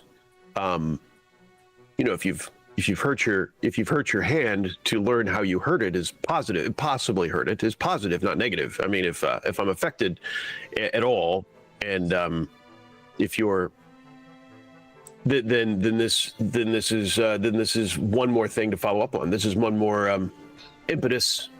This could be the cause of some of your problems and stress of late. Yes. I don't know if Kevin, you think I'd call it stress? What do you think I would think of it as? I mean, I think you likely if not died, you very nearly lost yourself to the white blossoms when you tried connecting or syncing or whatever it was you were doing with them. I don't know how heavily that has been weighing on you, but it would be the equivalent of a near-death experience. More stress on your body than mental. Yeah, you guys have faced a lot of near-death and near-end of the universe circumstances over the last, several years. But that's the first time where Golag, you very nearly not just died, but lost yourself quite literally. So I don't know how that would make you feel. And then I don't know how much it's been bothering you that these paintings have been made of you, that you're having gaps in your memory where you're standing before those paintings with your shadow tattoos gone, and only Dr. Ersprung is noticing it. And Lord knows how many other times that's happened. Yeah, I've explained the one instance where I saw it, yeah. But again, the shadow was detached. Memory's a tricky thing, it seems, here. So maybe that does bother you when you think of it, but then you put it out of your mind. Yeah, I think the white blossom, I think Golag just doesn't necessarily think it's peculiar to him. If anyone here had the ability, which Golag has, roughly, to tap into the blossoms, if Ms. Dumir was able to magically, enter a blossom, that Golag thinks the same thing would happen to Ms. Dumir. It's not a Golag thing. It's a bizarre white flower thing, that I was able to tap into because of my capabilities, and therefore it did it to me. So I think that Golag's approaching it like that so far. Oh, yeah. Yeah, but it was only you that was able to do it, so you were the only one who got that nasty shock, basically. I mean, Golag thinks Dr. Ersprung would have the same experience. He just doesn't have the capability to stick his mind in a white blossom kind of a thing. Yeah. True or not, that's how Golag's approaching it, has to this point anyway. And as far as and I think he's probably talked about it this way, that everyone would be aware of this. That's his thinking. And then on the painting, I think Golag's thinking of it like Harker. It sounds like Harker was kind of affected the way Harker described it. He would think of it, then he wouldn't think of it, and he would think of it, and he wouldn't think of it, and he just didn't think much of not thinking of it. It was just vague, and I'll do something about that at some point, or I'm not sure what that's about. He just and then moved on. That's kind of what I think Golag's doing with the paintings. Yeah. However, this definitely provides more hooks. Golag says, this provides more structure to the way to think about these things. So, I mean, I'm very interested in pursuing these. I probably think more of your concerns. I share more of your concerns now than I did before, given this information, given that this helps believe there's something more to it, and helps us point us in a direction rather than just wondering about Ms. King. There's actual meat on the bone to look into and to explain the possible actual existence of a reason for concern. So, Yeah. I think I would just walk over and somehow, I don't know, climb on his desk, pat on his shoulder, and look a little bit puzzled. So, Golek, you realize something about your mother and your family? Maybe you should think a little bit about that and not treat it like any other case?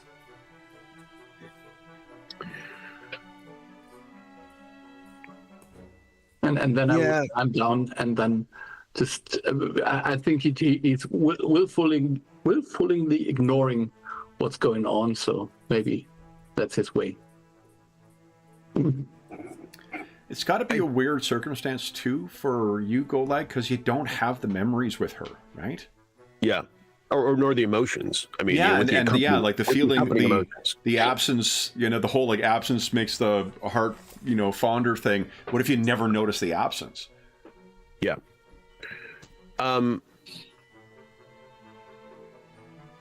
It's also very strange how long ago all this happened. You know, this guy's been here for 15 years. Yeah. And that was when he last saw her, and potentially when they were trying to dethrone her or whatever, you know, whatever he's saying. And then 2 years ago, something similar sort of happened, or there were murders. And then again, he's just been reminded of it now. So, you know, anything could have happened in the last 15 years. We could be way too late to the party. But the fact that there's been these recent murders of a similar, you know, nature, obviously has, brought it back to the forefront, and the memories have come back. And so there is obviously a connection, but yeah, there's a lot of past there that's gone by. And we have to remember that although he was not maybe lying, he might have hidden parts of the truth. So, or forgotten.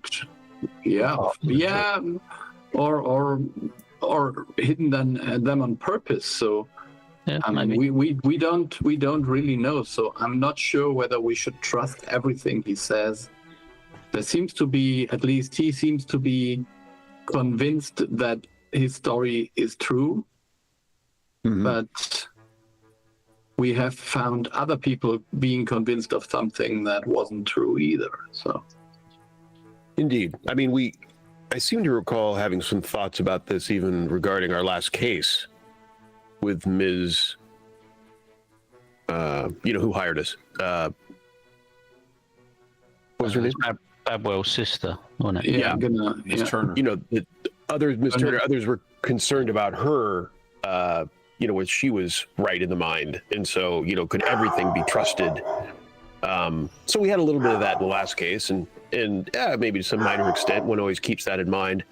And so I have no problem, certainly, that everything that Mr. Harker, whether he's our client or not, says is correct. You know, we can't take as gold. That's part of our job to suss out. But I think, Basil, to your point, I think that will come with knowledge. I just don't.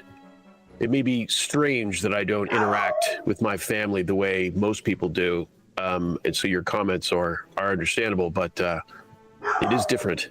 The family of Doc and the family of Doc, and I guess the family of Karaz. Which is the first time I know or remember her name. Looking at Basil like, you know, this is what we have here. This is what we're dealing with. This is reality. Strange to you and others as it may be. It's strange to me too. But so maybe with knowledge will come more normalcy with this. But that's a long journey. It would seem, from Mr. Harker's take on it anyway. Basil. Yeah. Because you are the most conspiracy-minded of them all, is it curious the timing of this coming so close to the conclusion of your most recent case? It is very curious, obviously. Give me a sec. I'm gonna drag her in here. Hold on, because she's just keep talking, guys. Yeah. Hey, Uber. So, I mean, Golak being some kind of royalty explains a lot of his strange behaviors. That's for sure. Strange. It explains much. He would more say, it explains much. Yeah.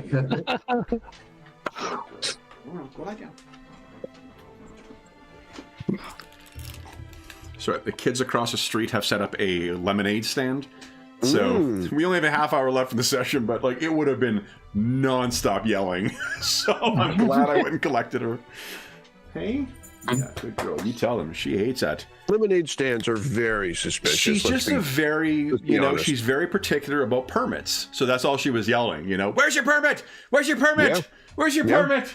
Right? She received no paperwork on this. Exactly, yeah. You can't just fucking open up a small business and just decide you're going to do that. Come on. And a banana. Tax hound. Everyone gets a hero point, by the way. That's good.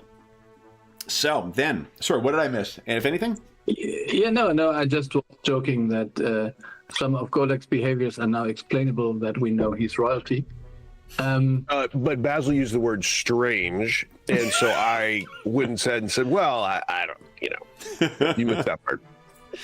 Yeah, peculiar. You would say they were very peculiar, maybe. Intriguing is the word I would use, actually. I see. Now we're royal assistants. Does that mean we get paid? Oh, look. Well, it looks like it's in your interest, Ms. Dumir, to pursue the situation, because we're not sure.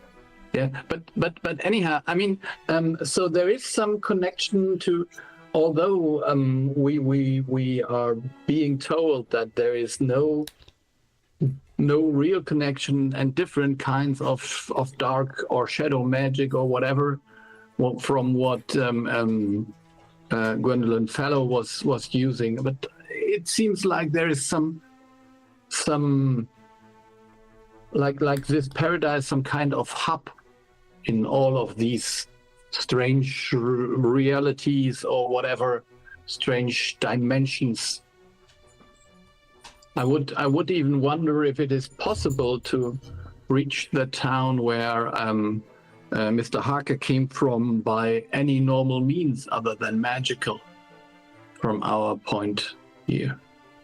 Mm-hmm. Yeah,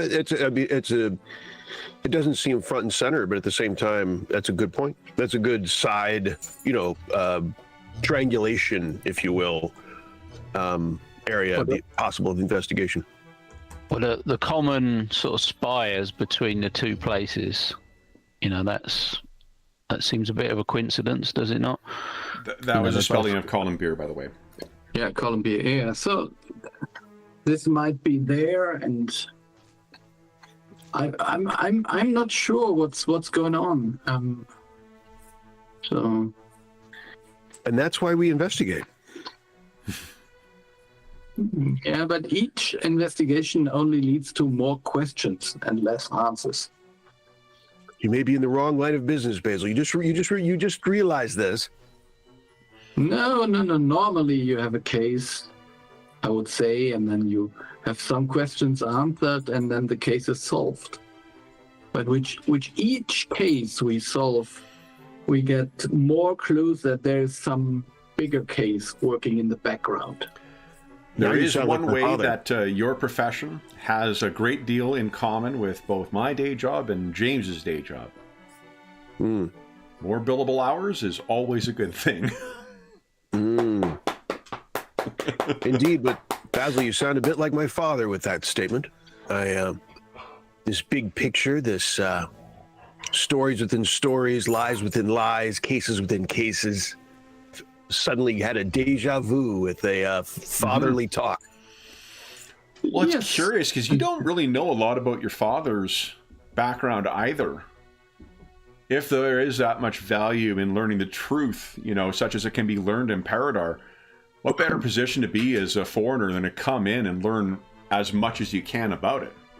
Yeah. So, and now I should say, and that why he pays me to keep an eye on you. But now that would be exactly. Are we revealing that now, or are we going to do that later? But again, that's also a question of, was that the case before or only after? Yeah, we don't know. Mm-hmm. We don't know. Either way, it's $400 now. Yeah, Exactly. but yeah, what I'm worried about is now. So imagine that. I mean, I don't know that we are surveilled by IOU at the moment. But if we were, then your father would know about Parker, and I think we don't want that to happen right now. Because you know, when we had different clients, then IOU knew about them before. But when we was being watched by IOU, they were quite blatant. You know, they were quite open about. You know, you could go and have a look out the window, and you'd see if they were there. Is what I mean. Yeah. But I don't think they were watching us now, more like listening in or something like that. So because I'm a little bit paranoid, I would now look for some kind of spying device, and where just looking where I would put it, and then maybe. Well, outside the window, look at the blossom. Not the blossoms. I don't think that Golak is or Doug is able to get to whatever the blossoms can do. Why don't you give us a perception check while I surreptitiously roll something? That's probably the security network that use those. Perception. Oh, come on. I will re-roll that. This is horrible. I don't know what's going on here. That's better. There you go. So both of you are fairly certain, apart from the ever-present white blossoms of Paridar, cannot see anyone else observing you, at least not physically. That is at least a little bit reassuring. So they have to use more clever techniques, and at least the basic guard is up. So, I mean, my meeting with an attempted meeting with my father doesn't have to be first, but it's going to be hard to avoid. So, we can do. Obviously, we can speak to Ms. Carrington. We can attempt to have a good conversation with Sir Steele. I think we should just split up. I don't think any of us should go with you to your father. I think that's some conversation between the two of you. Agreed. And you don't have to mention this Harker. You could just say that you remembered something about your mother.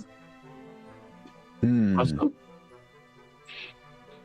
could ask about the murders and the symbols. You know, the tattoo type symbols. And now that you have looked at the picture or something, say that you're being sort of potentially put under investigation because of it.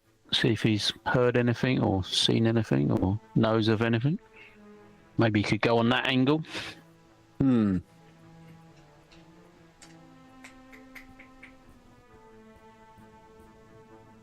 Yeah, maybe feel him out from there. Yeah. And I think Sally is more than eager to talk to Annabelle Carrington. Yeah. I sense a certain vibe there. I would... I think it could also, given that, excuse me, that I'm potentially targeted by the Order of St. Sylvester for this matter, would give reasonable rise to would justify I could propose to him that we share everything we know about a situation. I mean, that he may or may not go along with, but it would be reasonable for me to say that. I think it would be reasonable for me to propose that with my father after having a conversation with him, say, are you willing to, given that this targets me and, targets who I am, etc., are you willing to have a trust between us on this case in particular, that we share what we know? And he will, perhaps, and he will react how he reacts. And then of course I'll have quite a bit more to share if he says yes, if he makes an official, trustworthy, business, family, but business agreement with me to be transparent on this particular case. Then we can share. Then I can share what I know. What do you think? I don't even know if your father still speaks with you. Of course.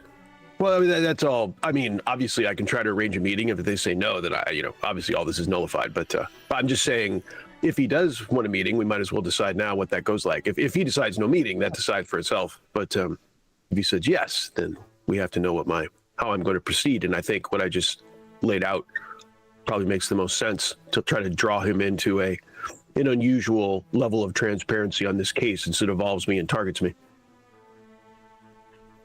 Everybody seem to make sense? Would that seem to make sense to everyone? That approach? I trust that you know best about your father. Yeah. Well, I think sounds right. No, Yeah. it sounds logical. Yeah. Because I think it's a good point. I probably first off would have been more leaning towards sharing what I know with him and hoping to draw him out to share what he knows. But on second thought, I think this is better that you don't take that. You don't just turn over everything you have. I mean, it's a negotiation. That would be foolish. So you start with, given that we have a good angle, as you point out, Dr. Ursprung, that I have a good thing to lead with, that I'm being targeted by the order of, that justifies this and doesn't make my father necessarily suspicious of me holding out something big. I mean, he'll always be suspicious, but I mean, particularly suspicious. And so that proposal will be a natural, will be reasonable, that like, hey, I'm being targeted here. Can we share on this case in particular? And so I think and holding things in reserve with my father is good until you have an understanding. I think he would be proud of your train of thoughts right now. I completely agree. I think he would have been disappointed if you have shared the information with him for free. That would be maybe, but now I think that's exactly the spirit, I suppose. A chip off the old Veiled Sun lands. Orc lands, that is. Orc lands. Chip off the old Orc lands. Yeah. And Adam and I could just have a talk to Vester King and the Barnabas Steele, I suppose. It might be worth catching up with Morris Watson Fowle as well, see what he's come up with Yeah. with regards to the painting. Yeah, but I think that's something we should do with Golak with us. So. Oh yeah, can do. Yeah, unless it's something, that's more concerning. But even so, I guess he should know anyway. Yeah. So maybe then he will. Maybe do that together. Yeah. He will tell us later in private. Mm. Okay. Stories within stories. But weren't we supposed to meet this evening with? That's tomorrow evening. That's tomorrow evening. So Yeah. we still would find time to make some visits in the morning tomorrow or something. Yeah. Who's the meeting with tomorrow? You with your father potentially, Sally with Miss Carrington, and me and Basil with Vester King or Watson Fowle. But we didn't have anything otherwise already scheduled, did we? That we were. We have this dinner with Mr. Badwell tomorrow night. Yeah. But that's tomorrow night. And you haven't followed up with Dr. Turner yet either. That's the doctor in the asylum. That's the husband of the woman husband. who was in the asylum, who hired That's you. right. In That's the. I thought Mr. Badwell was going to do that on our behalf. He was going to try and speak to him, and we were going to discuss it at the meal. Oh, perhaps, yeah. So we have been at the asylum last time, and there was some kind of It didn't go too well. there was disagreement between who's running the asylum. This week. I have a running contest for which campaign can have the most hated NPC. So You have met one of my entries in this campaign now. Yeah. I think so far Saxon what was his name? Zane Saxon. Zane Saxon was he's far on the list. Oh yeah, he's well up there. Yeah. And we have think, what's her name? Who's the cult leader from Traveler? James? Oh, your favorite passenger. Yeah, I've forgotten the airlock woman. Yep. Oh, good stuff. All right, so then, anything else you guys wish? Oh, Sylvan almost forgot too. Dr. Ersprung, there was a letter that was delivered for you here. Oh, thank you very much. I'll take a look. It is from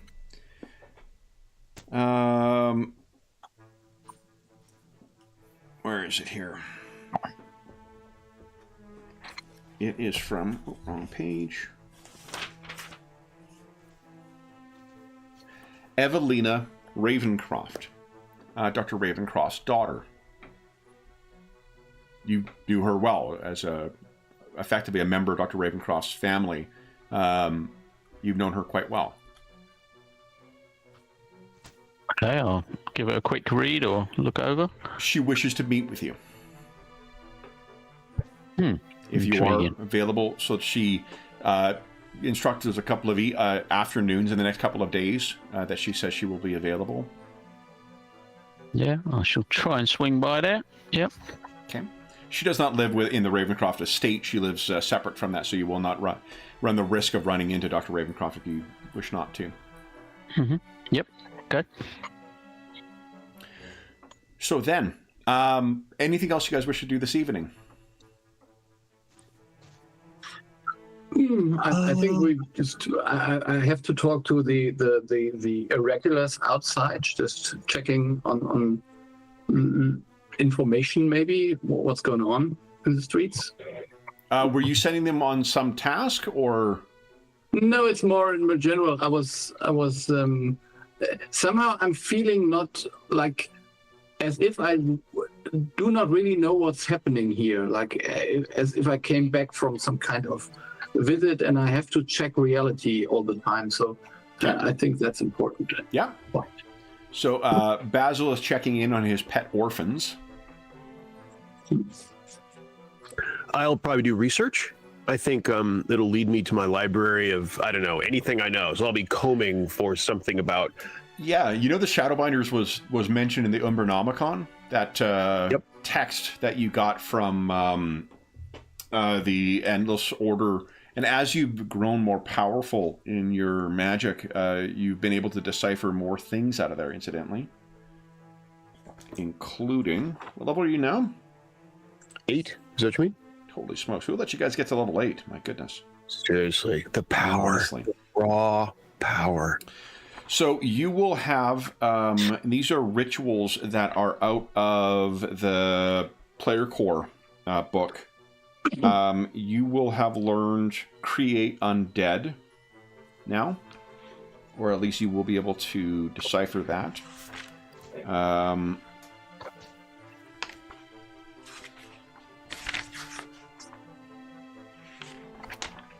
You have also...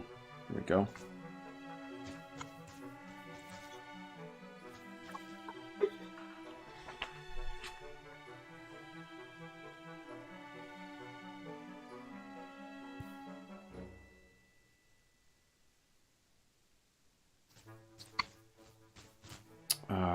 Learned the ritual Blight.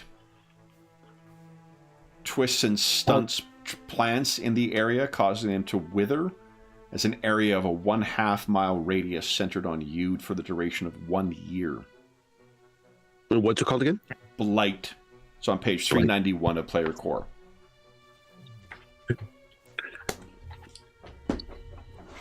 And...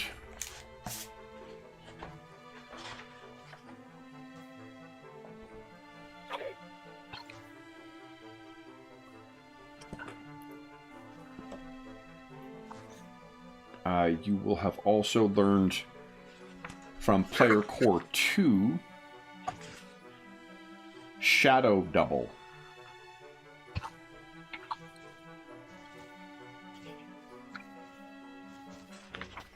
That's on page 270 of Player Core 2.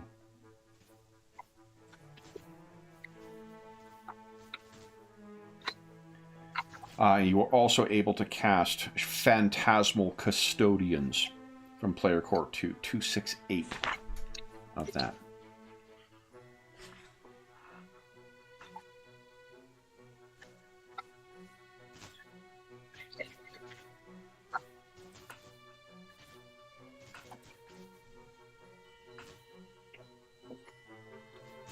Phantasm, which was it? Phantasm? Phantasmal Custodians. Okay. Gotcha. What this allows you to do is it creates between 3, on a successful thing, between 3 and 6 phantasmal minions. You don't need to concentrate on them, and there aren't summoned as minions. You can spend an action which has the concentration trait to command one to perform a task, and it continues performing the task until commanded again.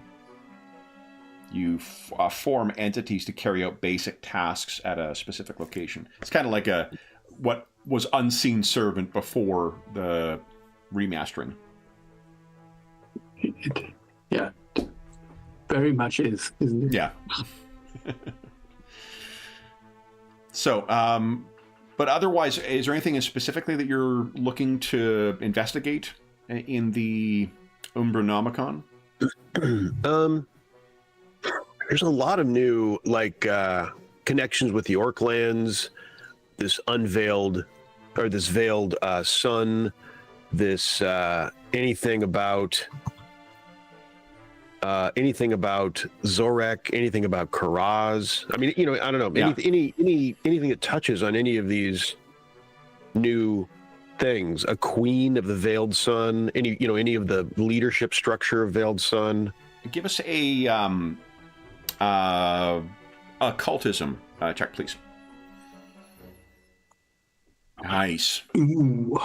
So there is a hugely powerful ritual that is described in it. It is not presented, it's presented in the abstract of it, but you can see, complete with, in the film version of this campaign, you'd see the scary illustrations of,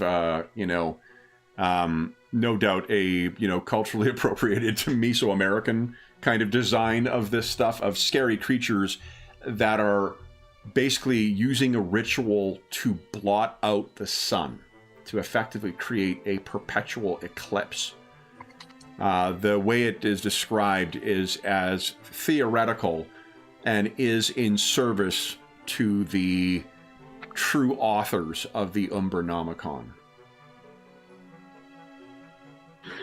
Whatever these shadowy creatures are that Ms. Fallows and the Elder Order of the Endless Odyssey seem to have been in contact with, and perhaps in your gut you kind of know what your patron as well, perhaps, that these creatures, that works in their favor. By creating a place in perpetual, to cast a place into perpetual dark, you just create darkness everywhere. By creating a place that is in perpetual dusk, it casts long shadows everywhere. And while the veiled sun is a artful way of describing it, the illustrations you see is of a black disk that nearly completely blots out the sun with tiny bits of rays going around it. In the Umbranomicon, it is presented as theoretical and something that would cost untold lives in order to fuel such a powerful invocation.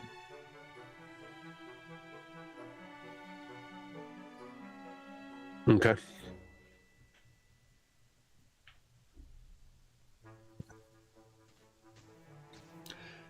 Nothing specifically about the Veiled Lands. Nothing specifically about orcs, although there are orcs and there are references to tattoos similar to what you have and what it seems the Shadowbinders have. But it is not exclusive to orcs. Indeed, if it wasn't for all these people seemingly dying, it seems as if some of the magics that the Elder Order was making use of are affecting the same thing using a different method to what Shadowbinders do.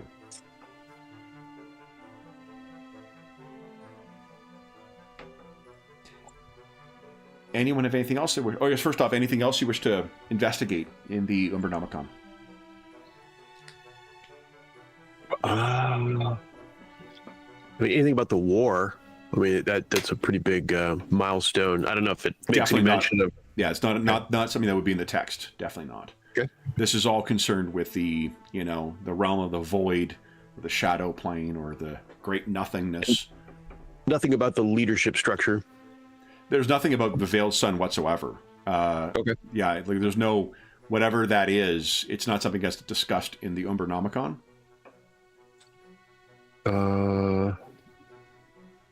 And no more clues to who the author of it is exactly. The Umbernomicon says it is the Great Nothingness that is the author of it. Okay. That likely is also a term of art. Uh-huh. Someone clearly put pen to paper. It's a physical object that you're working with, but it's talking about the great emptiness, the great nothingness, the void, the shadow, working through it. No reference to the Sunslayer. Nothing in there, no. Though someone who, like the ritual that's just they describe as blotting the sun and bringing eternal shadow, it's described as eternal. It's not described as to cause an eclipse. It's to cause a perpetual casting of a place into dusk. No mention of Zashun. Nothing in there, no.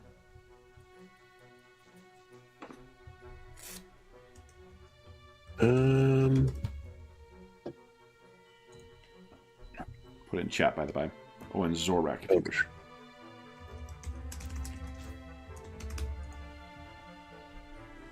Okay. I can't.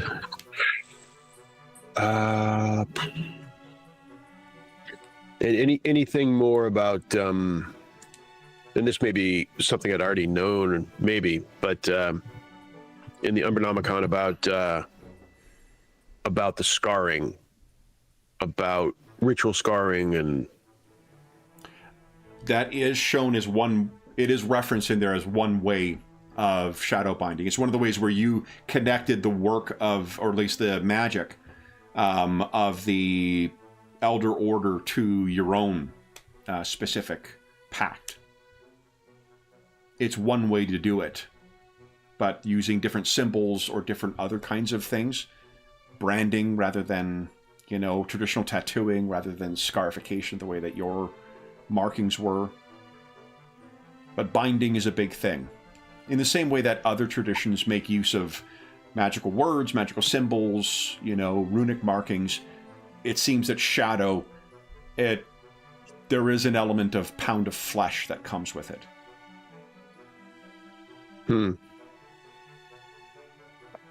That's all I can think of at the moment. Dr. Ursprung, you did not participate in the full autopsy of those bodies. And if you happen to be talking about, if Golag shares this information with you, it might be worth seeing if there was anything internal. Until you track down those risen bodies, you're not going to be able to observe them yourself, but it's possible when someone did a full autopsy, they may have found more inside. I did have a word with was it Elizabeth Green? Elizabeth Green is the from the 9th Medical Corps? Medical, yeah. Yeah. She got involved briefly, didn't she? Or was it just... She was, I think, with the... She was there with the coroner, wasn't she? Dark Tide Riders, I believe. It was the... It was the city... just the coroner. Coroner. Who you were dealing with. I think when I went there, the bodies had already gone. And they didn't really describe anything particularly strange other than the markings. But like you say, I didn't get to have a look at the bodies themselves. No, and also you didn't look at the actual coroner reports. You just sort of talked to her about that. City Coroner, Dr. Leslie Reed. And you have been quite friendly with her as well, because she was the one who let you know about those patchwork bodies that were showing up. Yep.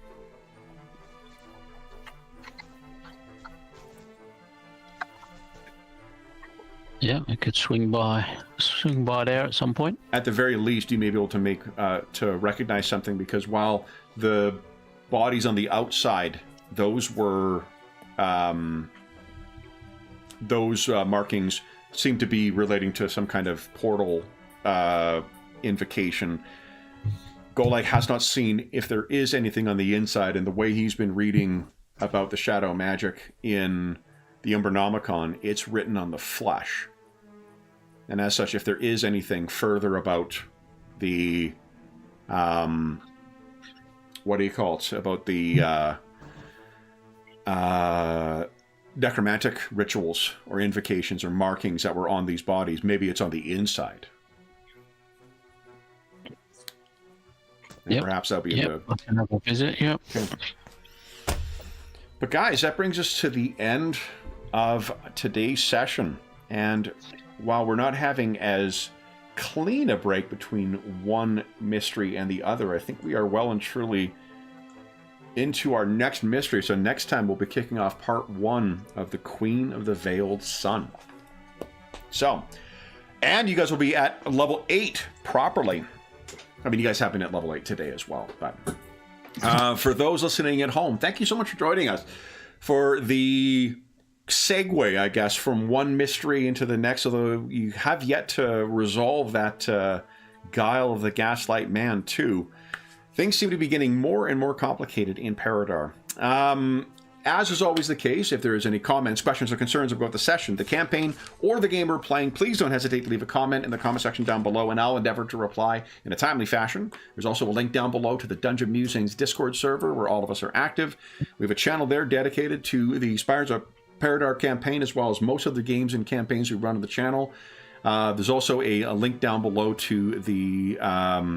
there's also channels there relating to other games we run on the channel, other campaigns we have on the channel, as well as Find a Group, GM discussion, virtual tabletop chat, convention chat. There's a very helpful, knowledgeable, and friendly community over there, and you're more than welcome to join us. There's also a link down below to our friends at Noble Knight Games. Noble Knight Games is the preeminent unionized retailer of hard-to-find and out-of-print RPGs in North America.